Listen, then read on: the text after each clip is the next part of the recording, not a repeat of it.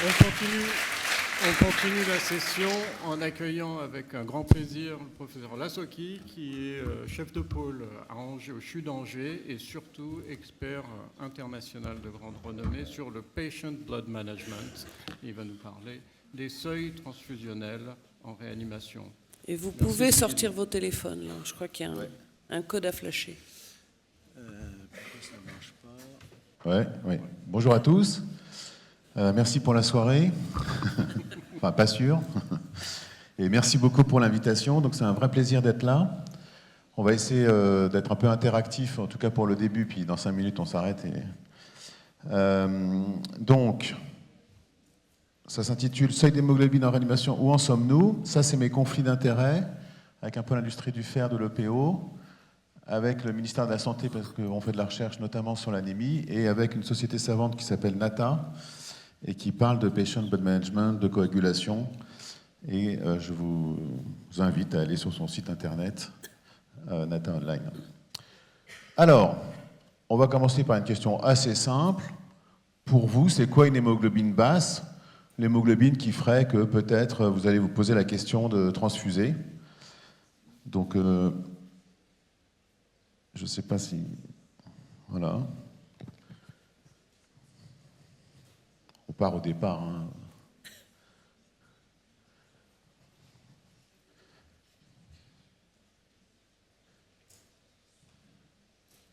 Ok. Ah, attendez, c'est ça. Et voilà, j'en étais à peu près sûr. Vous êtes de très bons élèves parce que vous regardez les recommandations et vous dites, dans les recommandations, il n'y a pas de problème. La limite, c'est 7.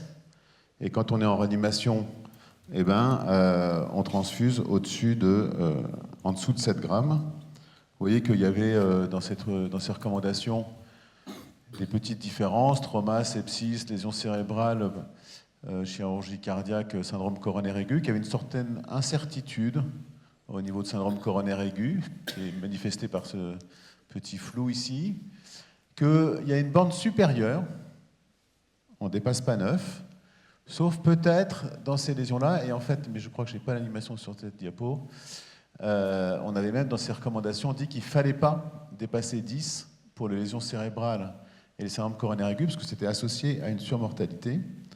Je reviens là pour voir, il y a quand même un petit peu de 8, un petit peu de 9, peut-être... bon. Donc on est quand même... Et personne ne va en dessous de 6, visiblement. OK. Donc la deuxième question, c'est que si vous voulez transfuser un patient qui a moins de 7 grammes, c'est quoi votre objectif quand vous allez transfuser? Alors là, c'est question libre. Peut-être qu'on a une réponse. Est-ce qu'on va faire de la physiologie? Est-ce que l'objectif, c'est d'améliorer ou c'est de changer le chiffre, peut-être? Parce que 7, c'est pas très joli. Pourtant, c'est biblique, hein, mais...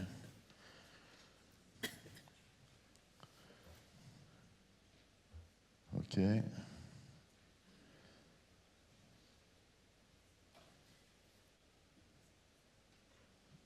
Alors, l'objectif, c'est des chiffres. Donc, c'est bien.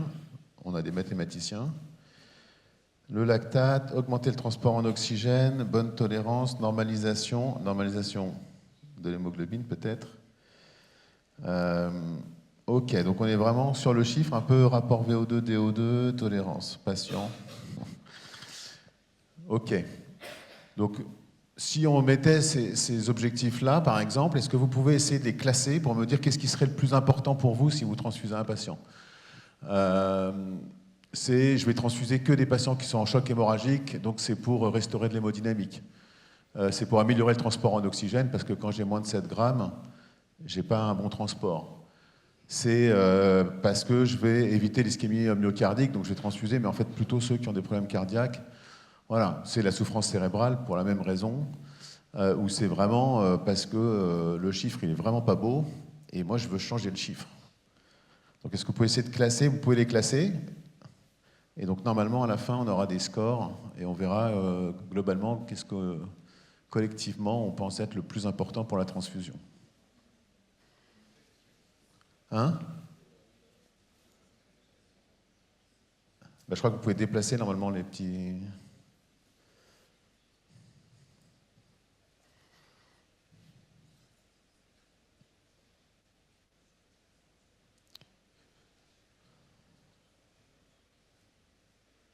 Sachant que j'ai les noms après, hein, je les donnerai pour...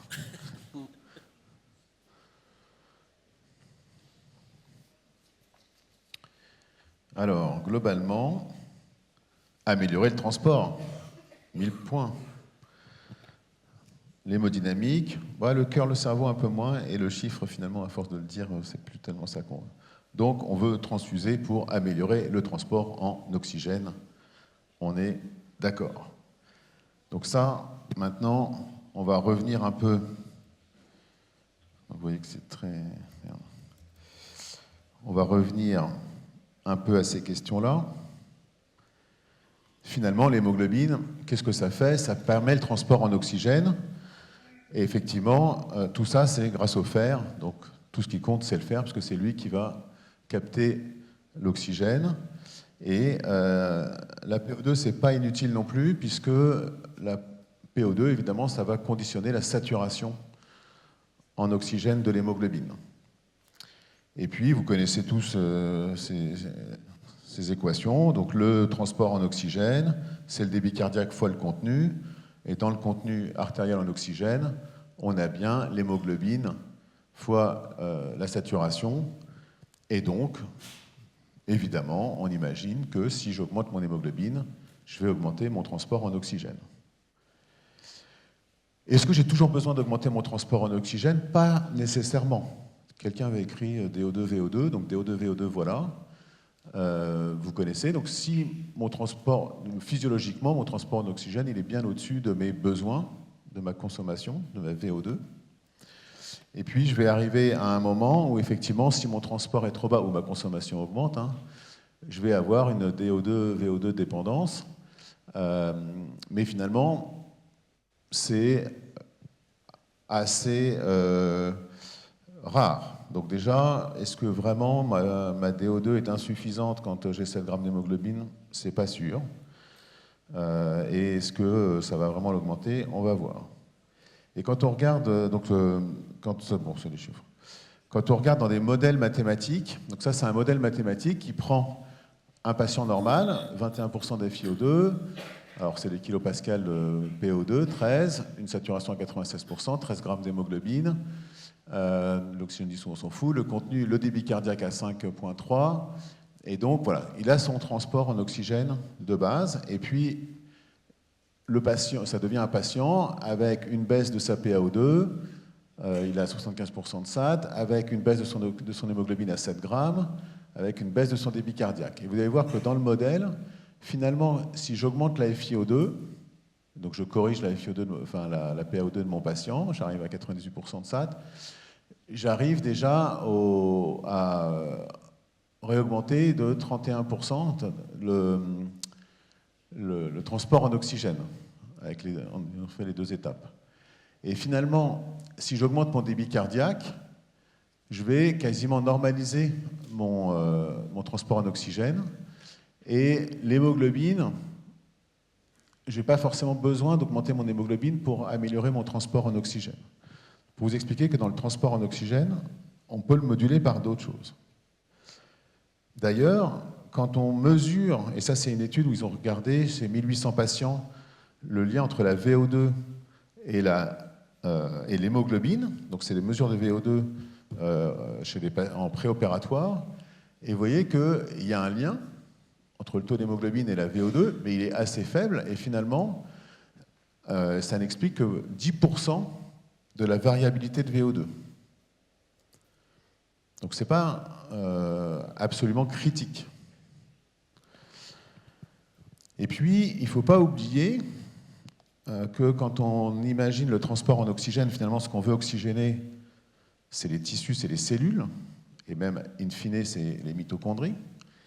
Et donc, quand on regarde, ça c'est des modèles physiologiques aussi, l'oxygénation, évidemment, ça part de l'hémoglobine, mais ça doit aller dans les cellules. Et donc, ce qui compte, c'est finalement la distance entre le capillaire et les tissus.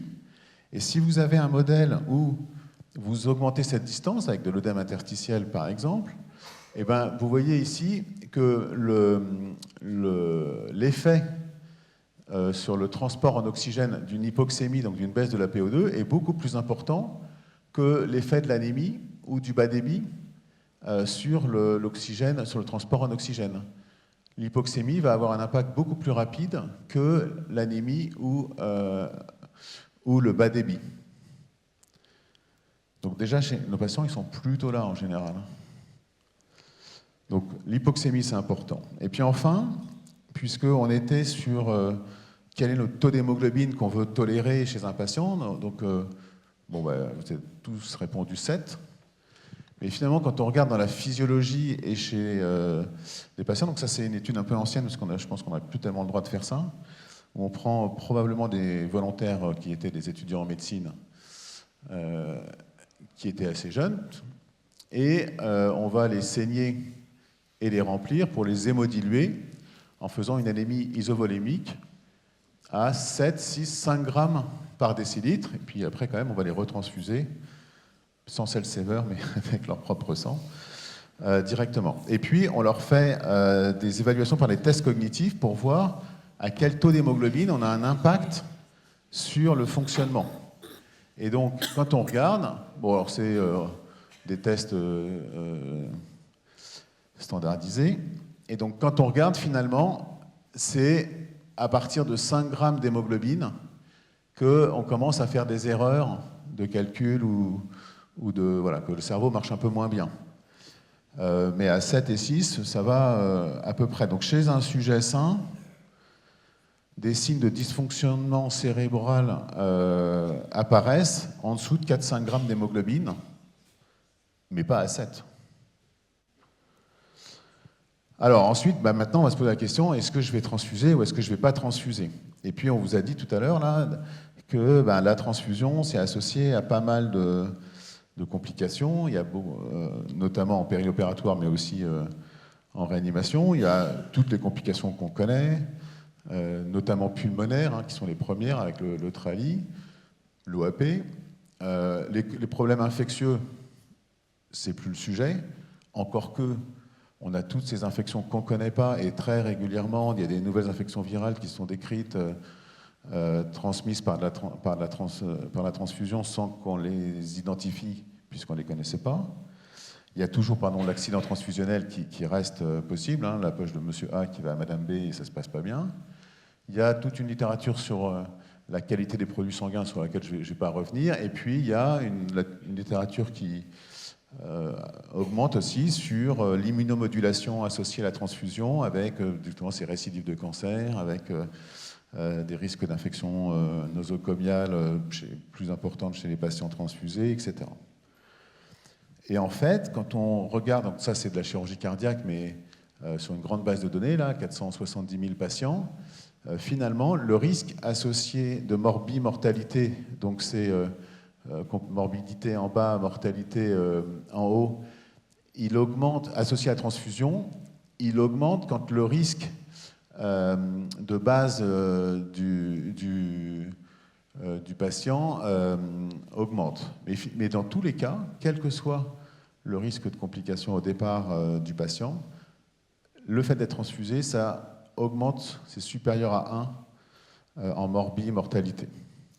Et donc peut-être que ce n'est pas la même réflexion entre un patient très très grave et un patient moins grave. Finalement, vous voyez, c'est l'inverse, je vous ai dit, c'est quand j'ai un risque faible, le fait d'être transfusé, ça augmente de x12 le risque de mourir.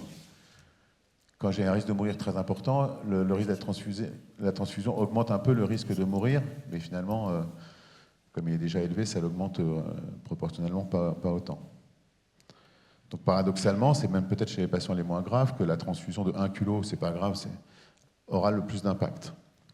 Alors pourquoi ces données qui montrent que la transfusion, ça n'améliore pas le devenir des malades, alors qu'on le donne pour améliorer le transport en oxygène, que ça doit guérir, diminuer les défaillances d'organes, etc., etc. Ben, en fait, déjà, vous allez raisonner sur un taux d'hémoglobine. Et je vous ai montré tout à l'heure une première étude qui montrait aucun lien entre la VO2, enfin 9%, entre la VO2 et le taux d'hémoglobine. Ici, une autre étude pour beaucoup moins de malades, 42, qui montre aussi pas beaucoup de lien entre le taux d'hémoglobine et la capacité d'effort. En revanche, si je prends la masse d'hémoglobine, là, j'ai une relation. 44%. La différence entre la masse d'hémoglobine et le taux d'hémoglobine, c'est que le taux, c'est la masse divisée par le volume. Et donc, dans nos situations où on a énormément d'hémodilution, de temps en temps, on raisonne sur un chiffre, mais le lendemain, il avait 6,9 grammes, et le lendemain, il va avoir 7,2 grammes parce qu'il aura pissé un peu ses œdèmes, il aura un peu baissé et finalement, hier je le transfuse, aujourd'hui je ne le transfuse pas. C'est pas facile, mesurer la masse au lit du malade, c'est pas possible. Enfin, c'est possible, mais c'est pas en pratique courante. Mais déjà, c'est pour faire comprendre que voilà, le taux d'hémoglobine, ça reste un taux et c'est pas forcément la quantité d'hémoglobine dans le malade. Évidemment. Ensuite, quand on regarde finalement dans la littérature, est-ce que la transfusion, ça améliore ces paramètres de DO2, VO2?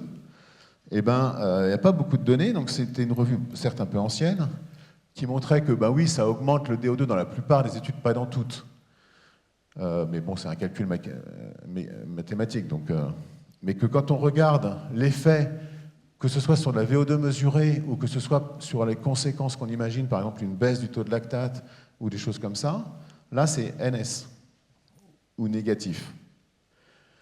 Ici, c'est des études qui ont montré l'effet de la transfusion et qui ont essayé d'objectiver l'effet de la transfusion sur l'oxygénation tissulaire.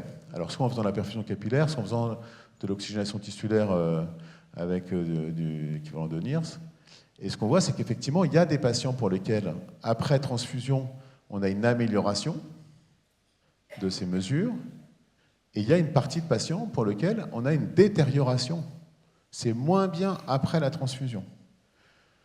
Et en fait, plus l'oxygénation était bonne, plus l'effet de la transfusion est délétère. On va y revenir. Et enfin, on a dit tout à l'heure, ce qu'on veut, c'est oxygéner les cellules, les tissus, les mitochondries. Et donc, on peut mesurer la PO2 mitochondriale. Et donc, dans ce papier, ils ont mesuré, alors pas beaucoup de malades, 60 malades de réa, après transfusion, l'oxygénation mitochondriale. Et ce qu'on voit, c'est qu'en fait, que les patients aient moins de 7 grammes ou plus de 7 grammes, dans les heures qui suivent, il ne se passe rien sur la PO2 mitochondriale. À 24 heures, il y a des petites différences, mais bon, on ne sait plus trop ce qui joue à 24 heures après la transfusion. Mais donc cette idée que parce que je vais transfuser, je vais améliorer le transport en oxygène et améliorer mon oxygénation tissulaire, on n'a pas énormément de preuves chez les malades. Alors, pourquoi est-ce que la transfusion pourrait être même délétère sur le transport en oxygène directement? Donc il y a ce papier intéressant qui essaie de modéliser et d'expliquer ça. Alors, qui a pris dans la littérature le lien entre l'hématocrite et la viscosité sanguine. Donc, bon, vous connaissez cette formule évidemment par cœur, mais je vous la rappelle, sur les résistances. Et vous voyez que, évidemment, l'hématocrite, plus l'hématocrite est élevé, plus la viscosité du sang va augmenter, et plus le flux sanguin va se ralentir. Et au niveau des capillaires, l'idée, c'est que si mon flux sanguin se ralentit, je vais augmenter le temps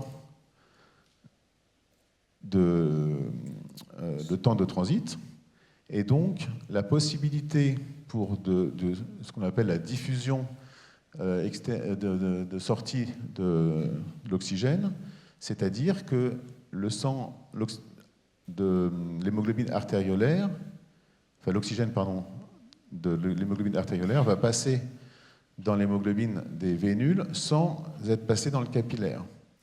Et donc il y a un pourcentage de perte de ce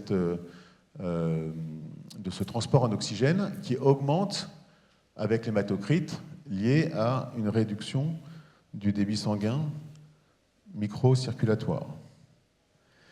Et ça se modélise, et quand il le modélise, donc sur un patient qui aurait 5 litres de volume sanguin, une hématocrite à 45%, il modélise qu'il faut finalement que le déficit en hémoglobine soit supérieur à 70%, ce qui correspond à 6 grammes, pour que, quand on transfuse 1, 2, 3 unités, on ait une augmentation globale du transport en oxygène.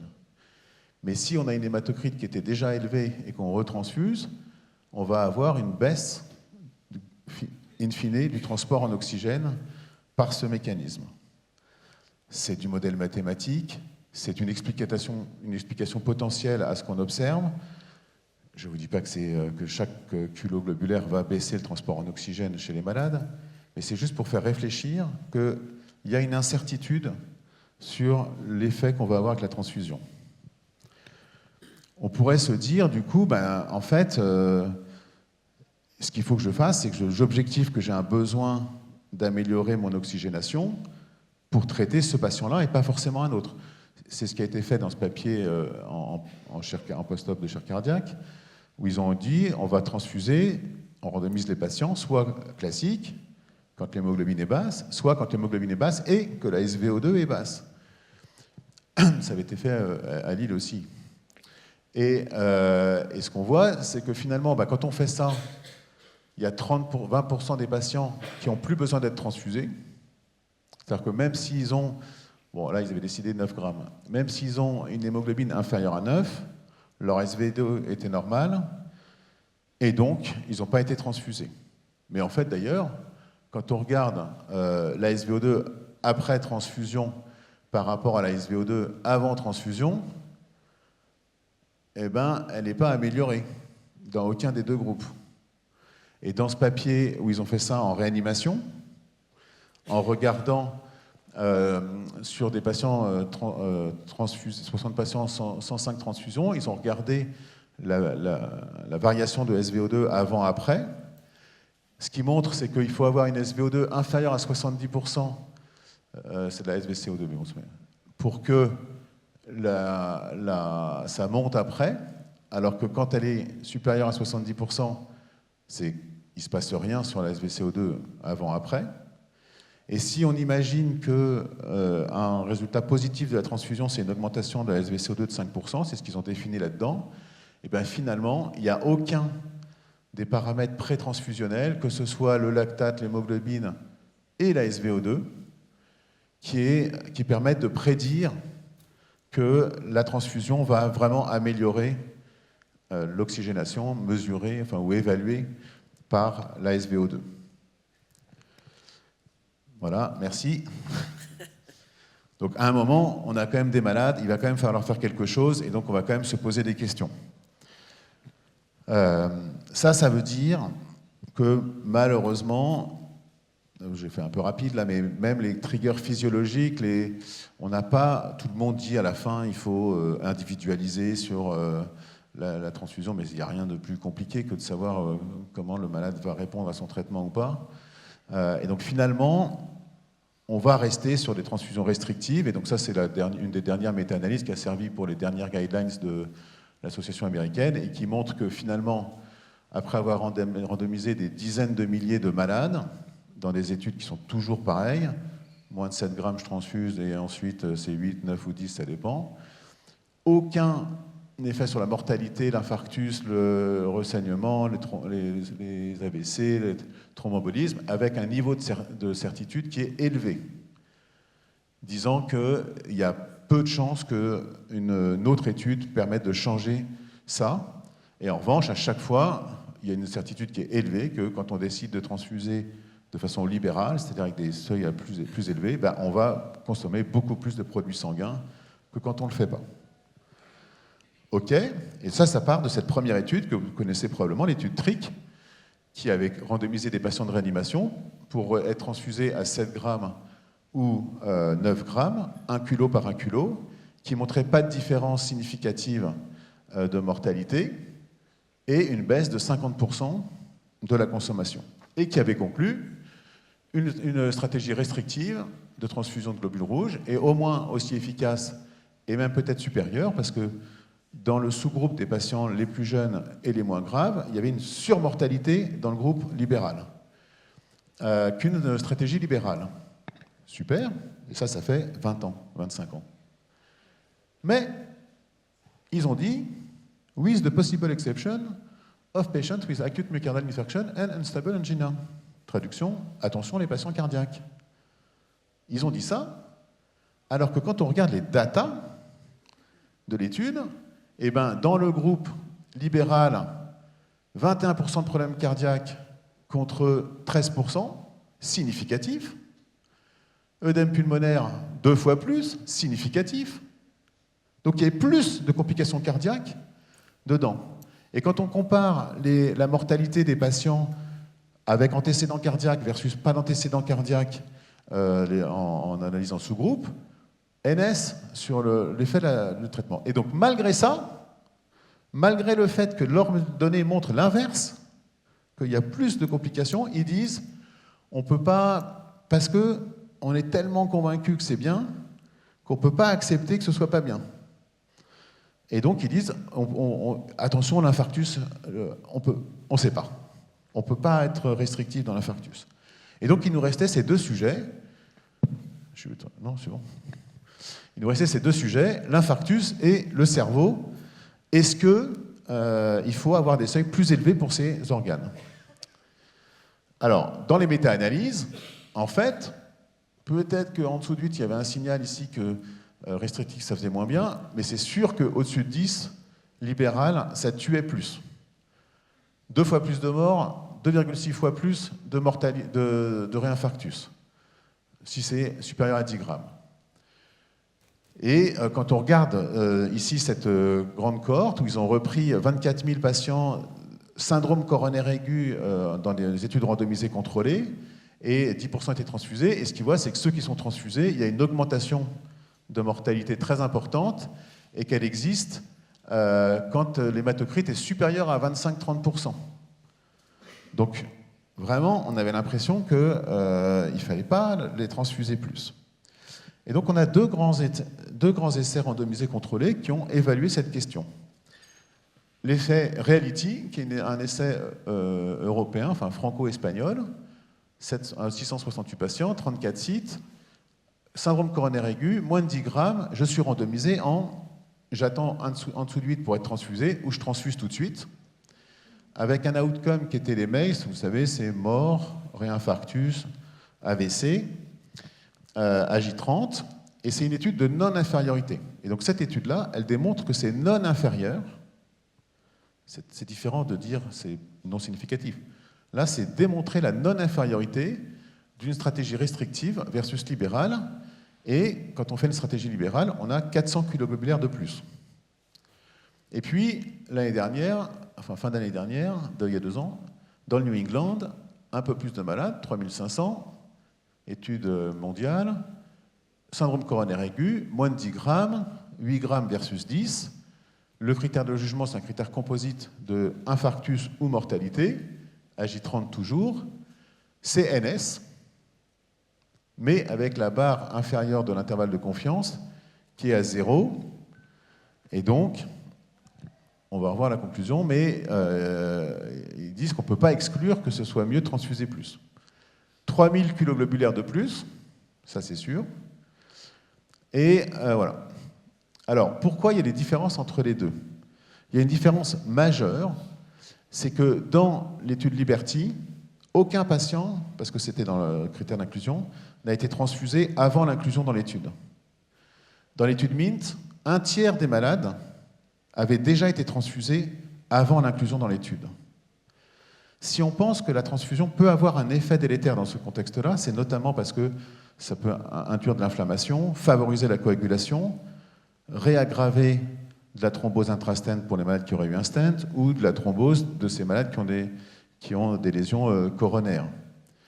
Et donc, on peut mitiger le fait de ne pas être transfusé, parce que le bénéfice probable de la stratégie restrictive, c'est de ne pas être transfusé, en ayant 1/3 des malades qui, en fait, ont été transfusés. Et puis, un peu moins bien traités, puisque 1/3 d'angioplastie contre 2/3. Voilà. Et ce qui est intéressant, c'est que 5% des patients dans le groupe libéral n'ont pas été transfusés. Le malade, il avait moins de 10 grammes d'hémoglobine, puisque c'est le critère d'inclusion. Donc, d'emblée dans l'étude, quand il est dans le groupe libéral, il doit être transfusé. Mais le docteur, il a dit, oh non, lui, je ne transfuse pas parce qu'il va faire l'OAP, parce qu'en fait, il n'en a pas besoin, etc. Donc ça, c'est important. Dans les sous-groupes avec insuffisance cardiaque, une réanalyse de Liberty, il y avait même une baisse de mortalité chez les patients restrictifs, probablement par moins d'OAP. Méta-analyse, quand on regarde les études où il y a eu une transfusion pas de transfusion avant l'inclusion, que ce soit cette étude-là sur cardiaque, c'est en faveur de restrictifs. Et quand il y a eu de la transfusion avant possible, plus c'est en faveur de libéral. Donc un biais possible. Ils ont refait beaucoup d'analyses de MINT, je vois qu'il y a une inquiétude. Beaucoup d'analyses de MINT, et il y a cette analyse qui est intéressante où ils ont essayé de prédire les patients qui allaient bénéficier ou non d'une stratégie restrictive ou libérale. Machine learning, je fais rapidement, donc ils ont mis plein de paramètres. Et ce qu'on voit, c'est qu'en fonction de plein de paramètres, on a des patients qui vont avoir un bénéfice probable de la stratégie restrictive et d'autres qui vont avoir un bénéfice de la stratégie libérale, mais finalement la majorité, c'est au milieu, quoi. Pas d'effet. Et ces deux exemples qu'ils mettent dans le papier, enfin trois exemples qu'ils mettent dans le papier, ce patient-là, vous voyez, il a un infarctus sans élévation de ST, il a 8 grammes d'hémoglobine, il va bénéficier d'une libérale. Celui-là, il a 9,6 grammes, il va bénéficier de restrictif. Et celui-là, il a 7,5 grammes, il va bénéficier de restrictif. Donc, tout ça pour vous dire qu'on ne peut pas, même avec de la machine learning, etc., savoir à l'avance que ce malade-là, il va plutôt bénéficier du restrictif ou plutôt bénéficier du libéral. Et enfin, pour un peu casser ce dogme du 7 grammes et de la cardiologie, une étude, alors c'est pas du tout le même niveau de preuve, hein, c'est une étude avant-après, cohorte, où ils ont fait du propensity match en chirurgie cardiaque, où ils ont décidé de passer à 6 grammes par décilitre comme seuil transfusionnel, au lieu de 8 grammes, et en ayant, bien sûr, du cell saver, des antifibrinolytiques, en protocolisant bien leur PBM. Et ce qui montre, c'est que finalement, dans le ultra permissive anémia, ils ont réduit de façon importante la transfusion per-op et post-op, et ils ont malgré tout des hémoglobines les plus basses, moins basses, puisqu'en fait ils traitent bien l'anémie par ailleurs. Et au total, ils ont réduit donc de 250% leur transfusion, ils ont réduit l'insuffisance rénale aiguë, ils ont réduit de 2 jours la durée de séjour et ils ont économisé 1 million de dollars.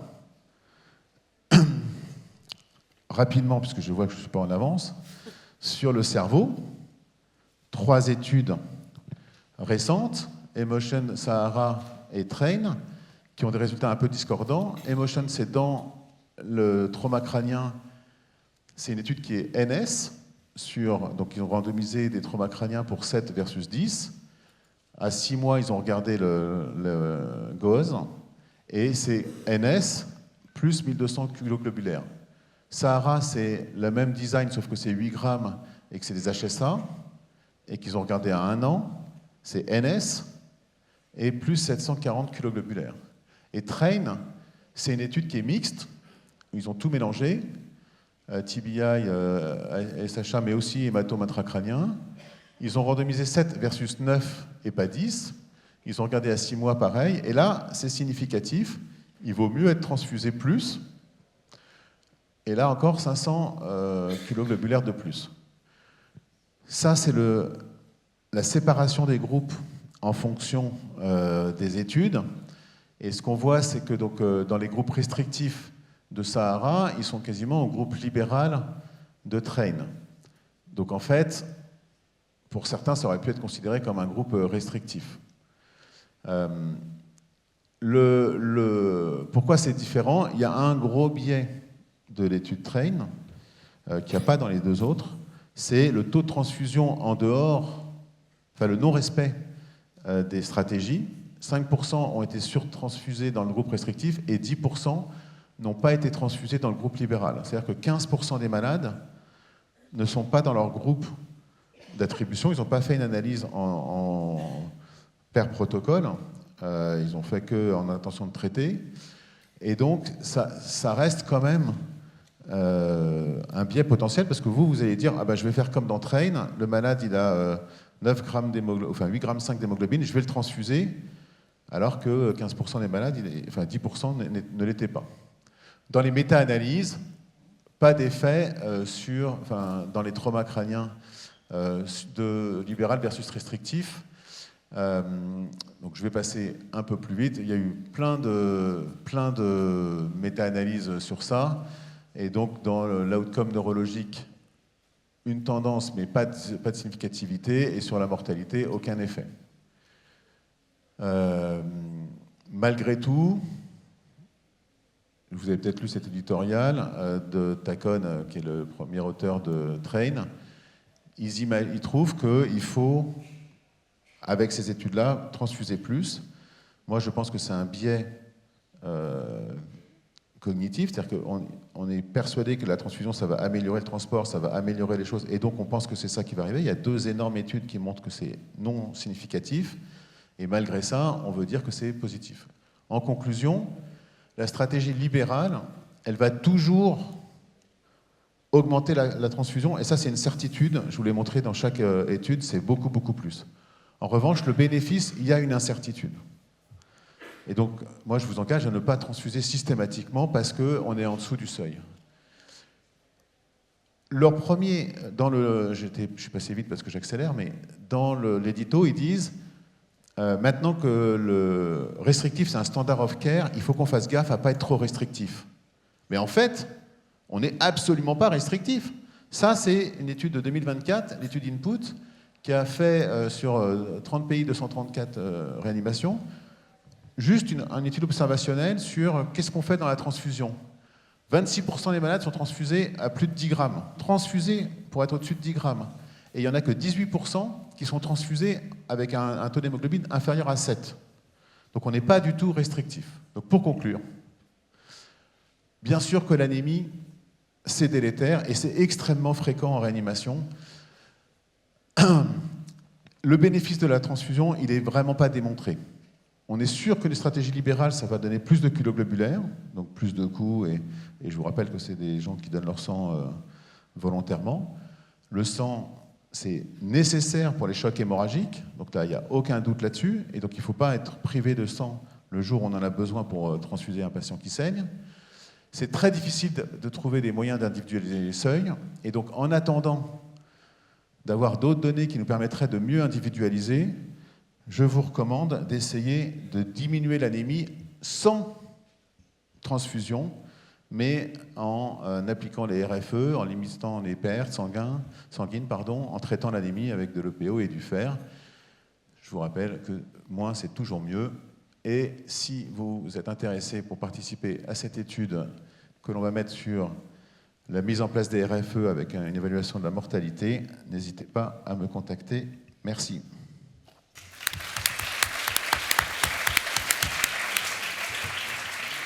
Une ou deux petites questions très rapides pour laisser un peu de temps à Catherine Thomas. Alors moi, j'ai une question pour Catherine et toi. Bon, c'est super, il faut utiliser le cell saver dès qu'on peut, mais il ne faut quand même pas trop transfuser. Donc, on a mis notre cell saver pour une fracture de rate. Bon, puis finalement, le chirurgien était hyper efficace. À la fin, on est du geste, il a 8 grammes d'hémoglobine. J'ai ma belle poche prête à retransfuser. Je fais quoi? Je retransfuse pas? Ou si j'ai commencé la retransfusion, est-ce que j'arrête à un moment ou je retransfuse tout? Moi, je pense qu'on retransfuse parce que je pense que le problème de la transfusion, c'est surtout le fait que ce ne soit pas son sang, avec tous les processus d'inflammation, de réaction de l'hôte contre l'équivalent du greffon, en fait. Donc moi, j'ai aucun problème à transfuser parce que d'un autre côté, je pense que l'anémie, c'est pas bien. Mais corriger avec un sang extérieur qui va avoir tous des problèmes derrière, c'est différent que d'augmenter l'hémoglobine du patient. Donc je fais ça, je lui donne du fer et peut-être de l'EPO s'il est en réanimation. Pas de questions brûlantes? Merci beaucoup en tout cas Sigismond. Merci. Bravo.